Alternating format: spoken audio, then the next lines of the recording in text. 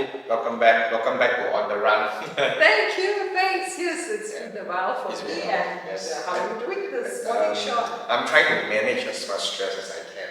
The holidays have begun. Yes, it's very, very near. It's soon to be already. Haven't the holidays begun already? I think for some students, and some parents have started already. Yeah.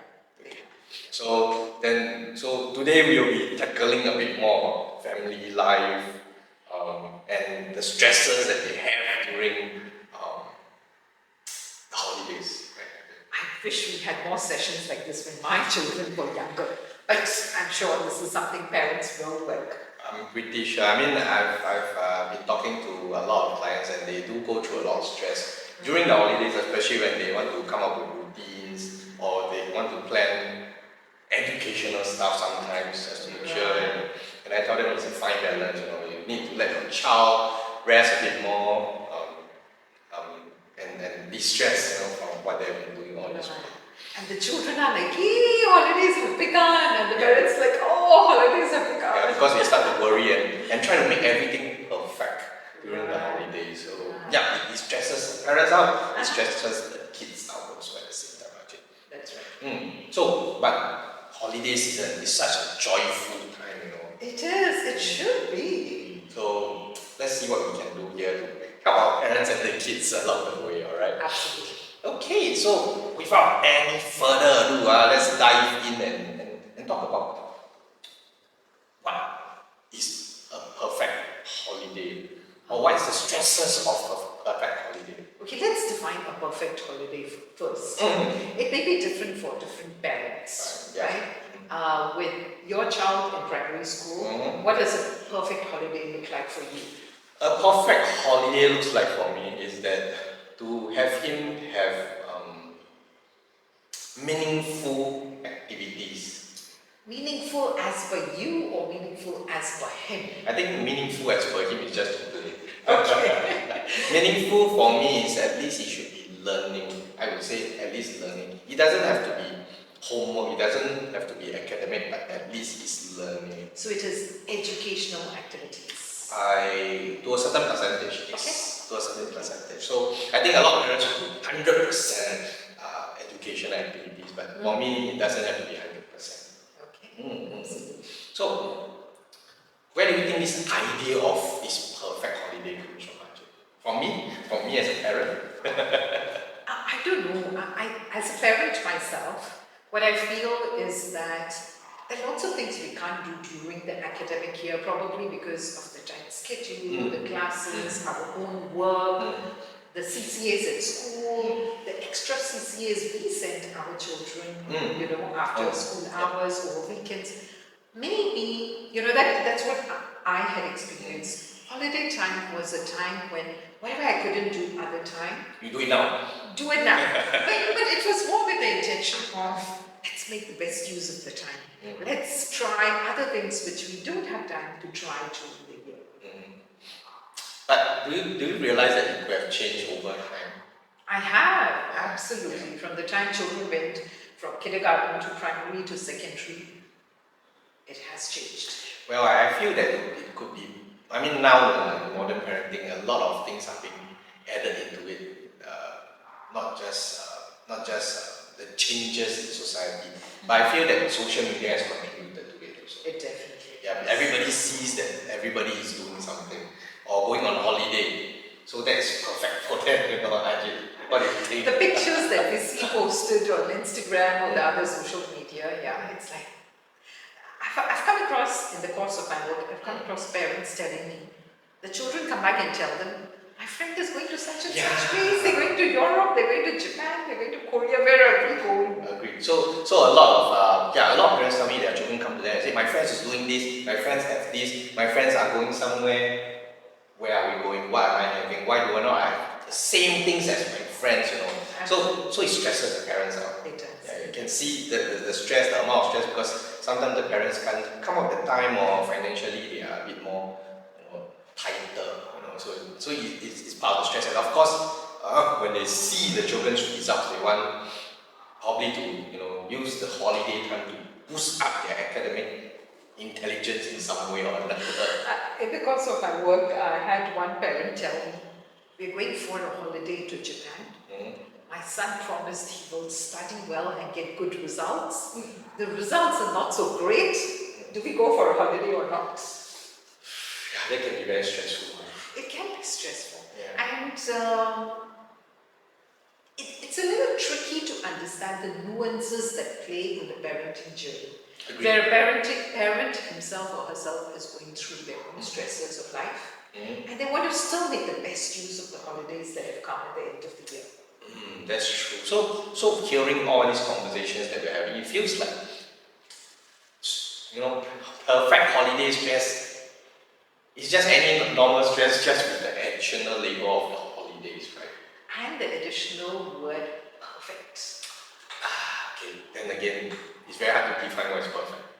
Absolutely. Perfect is different from person to person, even for the parent and the child. Within the family. Yeah, just like what you mentioned earlier, the perception of what is perfect is different for a parent and is different for a child at the same time. So let's jump into how do we manage the expectations. Yes, of course. A lot of expectations.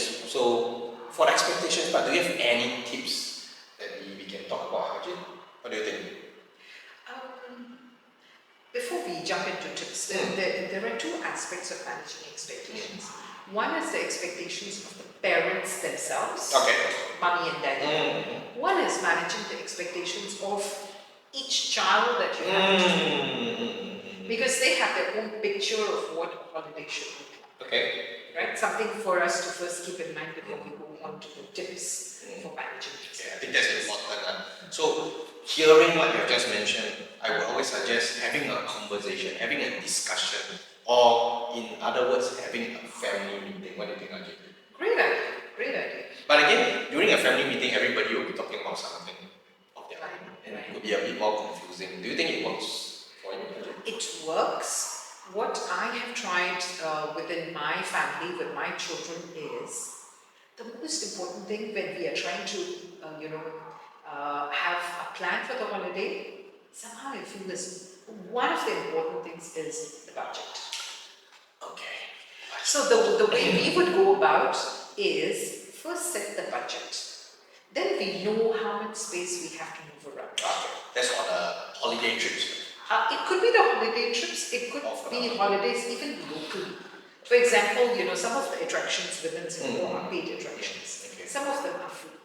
So if you've got a budget in mind, it gives some sort of an outline to how far you can push the boundaries. That is if we assume that everybody wants the same thing, right? Not necessarily. So one child may want to go to Universal Studios. Another child may want to go to the Bird Paradise. So we can go for all of them. Within the budget. And that is where the conversation comes in. The communication comes in. Like if you've got an X amount of budget to spend during the holidays, and then how do you work as per the interests of different members of the family within the budget? Okay, so you need to listen to individual child or even individual parents to hear about what they want for the holidays, and that can be very tricky also at the same time, right? Very tricky, but it's more like a brainstorming session where you get lots of ideas coming out. It's not that every idea each child gives is going to be taken into consideration. Do we need to budget how much each child gets from the budget itself? Okay, what I did with my own children is instead of micromanaging and allocating a budget to each child or each member of the family, I would actually tell them, this would be more like in upper primary or secondary, tell them this is the budget, both of you decide how you want to work with it. Even if you're in Singapore. Right? But this is one of the components where we talk about the financial aspect of it. What other aspects do we have when we're managing expectations? I don't know, Hajit. I'm thinking, actually, do we need to check out what is important for the family during the season holidays? Right, that sounds good. So what are some things that parents come up with that's because I'm talking about this because then we will know which one to put first. Which one to prioritize. Yeah, like maybe the important thing could be spending family time together. Right. Okay, or even taking a break, having a holiday, having a relaxation time. or preparing for the PSLE, which is coming in next I year. didn't want to go into this. Or the O-levels, which is coming Yeah, in because I next was year. going into next one was creating new memories, but then it seems like creating new trauma is a new thing for families. Okay, let's discuss about that later. Let's talk about the memories that you're talking about. I mean, new memories is that it's basically like the same thing that I mentioned: family time, having fun time together, enjoying the time together without thinking about the stresses of life. I think that's important. I think your point really makes sense. Prioritize what your holidays, what would you like to do during your holidays? I think that's really important because once in a while it does come up for me where I used to tell my children, this holidays spend more time with your grandparents. Or these holidays, Papa and I are going to make a little more time and take maybe off from work such that we are with you.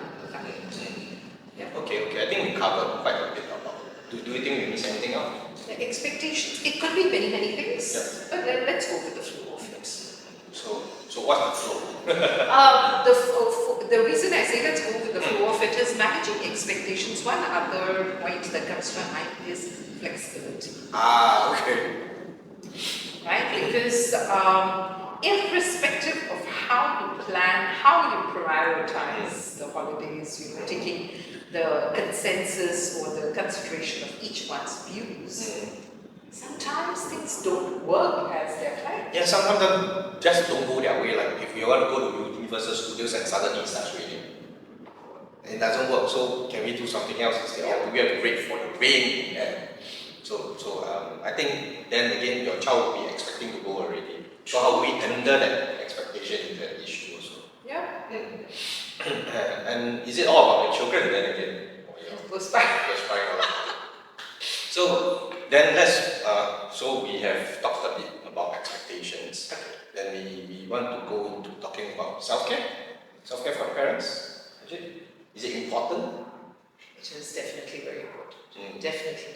Because I have come across parents who say, sometimes we go, yay, holidays, but there are parents who are sometimes really stressed about whether they can come up to their own expectations and that of their children. I think it takes a toll on the parents and they often forget to take care of themselves because of that budget. Yeah. Right. That happens. I think that happens to you. That happens to me sometimes. It is something which many of us are facing. Even as professionals, we need to remind everyone that we are still human beings. Yeah. Right. So we still go through stress. We still have to go through our own self-expectations also. And we often forget about self-care. So this is something that we want to remind parents. Right? Yeah, absolutely. And while we talk about self-care, I do understand that when children are little, it does take a toll on the parents. As children grow older, maybe a great idea to set aside some time for yourself, even during the holidays. So we have to learn to let go.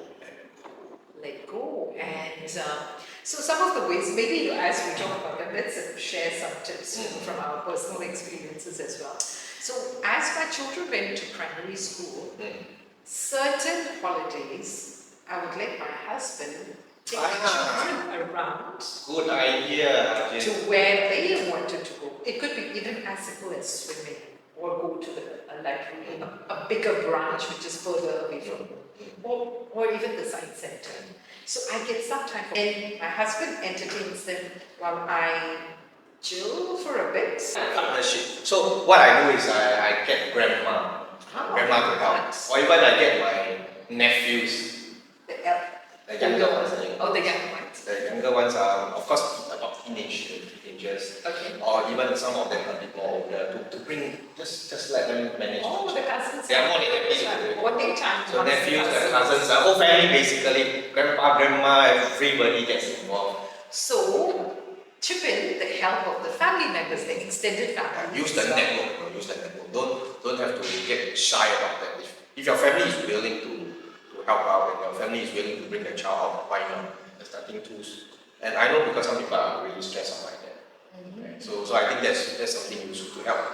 Give you some me time to yourself. Self-care, so